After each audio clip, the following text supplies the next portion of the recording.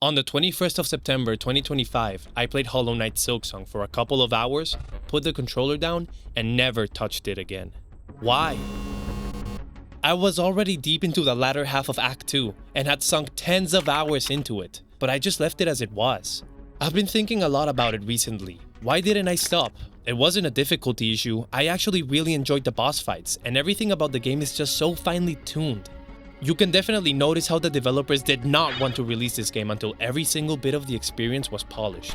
But I'm getting a bit sidetracked. Overall, there's 3 big reasons as to why I stopped. Now, before you go disliking and tracing my IP, let's try and keep it civil, guys. Odds are you're a Silksong fan. You're a cut above the rest, an intellectual, and most importantly, patient.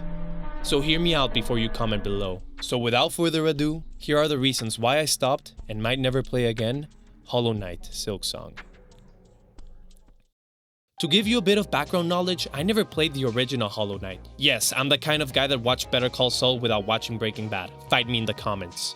But years later, man, and I just can't stop hearing about Silksong.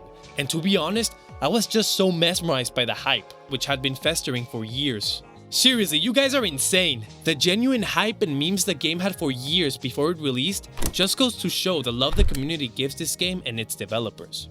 And as a stranger to the community, this love was just contagious. It made me want to be a part of them. I wanted to see what they saw in this tiny little team.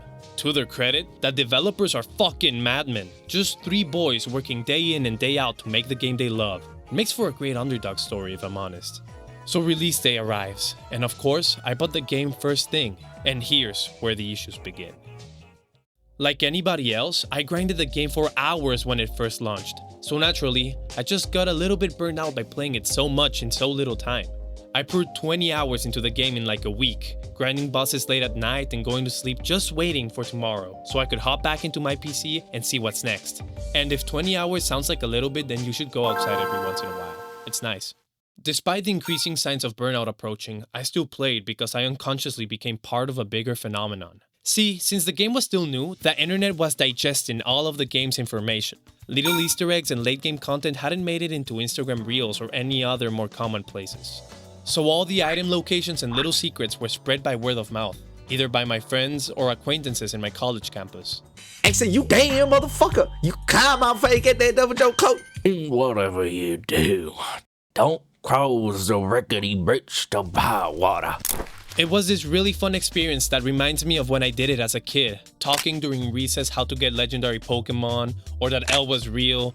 Shit, I remember how it felt spreading the rumor that Minecraft was bought by Microsoft. And it felt especially fun because Silksong has lots of secret areas for fleas, mask pieces, and many more secrets. So not wanting to miss out on this fun, I grinded. And of course I got tired, but everyone gets burnt out, so no biggie. I'll just come back in a week or so. But that week became 2 weeks, then 3.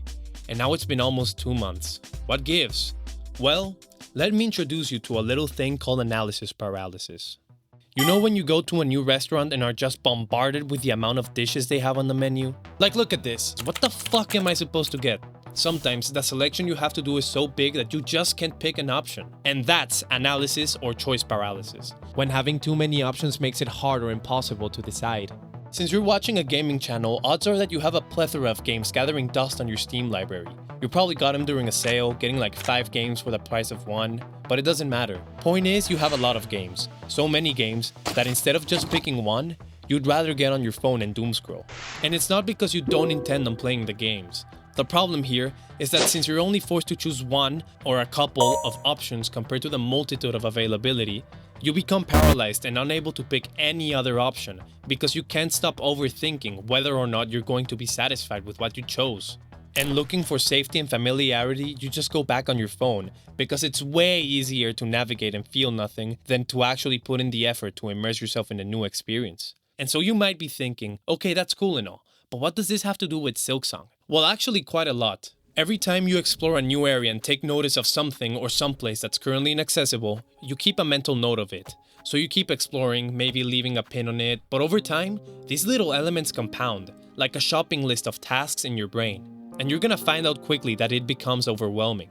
There's just so many quests, so many things to do in the game that once you stop playing for a day or two and jump back into it, you'll find out that you forgot what you were even gonna do. And even worse, where to even start.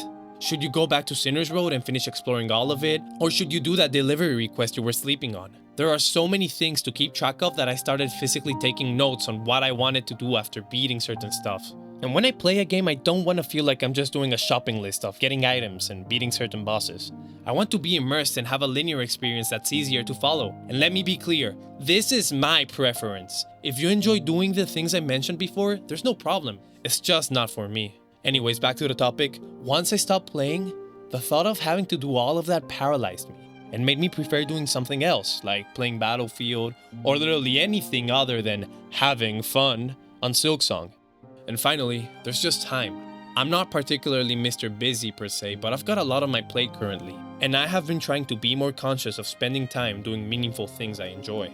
Most of us spend most of our time getting microdosed on entertainment via Reels or TikTok, but life is way more than just mindlessly entertaining ourselves with slop.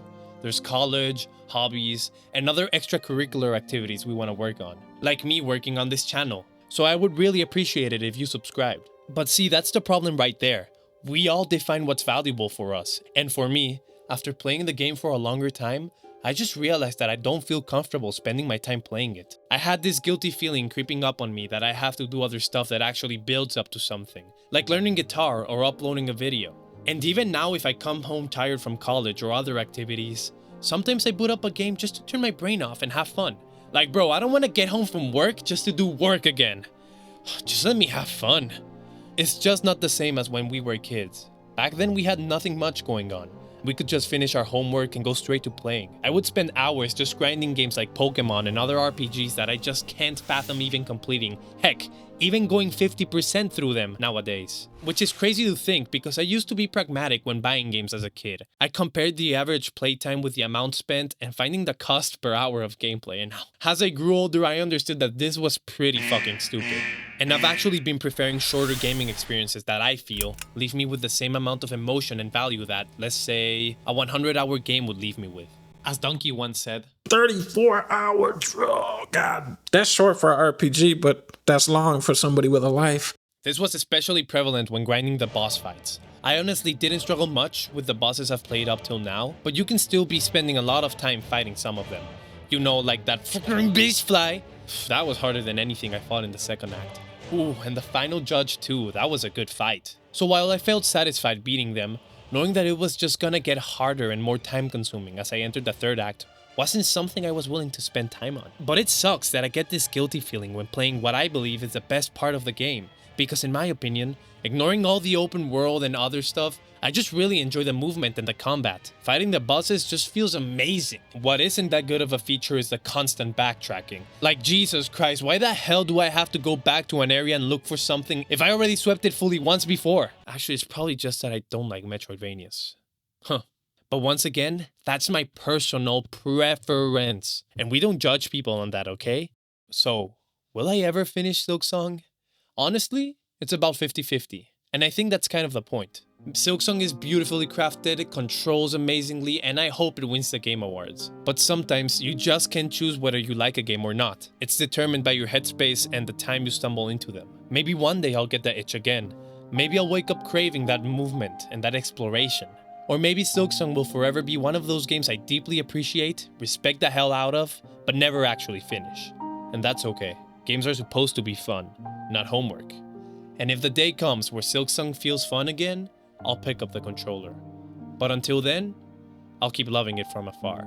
This has been Extnt, signing off from Farloom. I hope you enjoyed the video, and I'll see you in the next one.